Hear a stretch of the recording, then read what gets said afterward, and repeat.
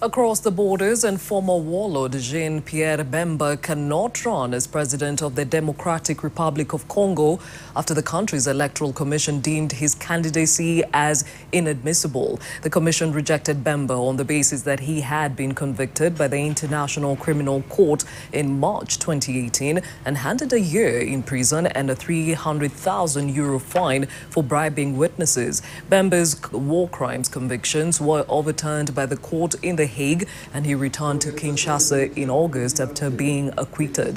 The Electoral Commission has excluded 6 out of the 25 candidates who had registered to run in the presidential elections set for December 23rd. Nous voici aujourd'hui à l'heure tant attendue de la publication des listes provisoires des candidats.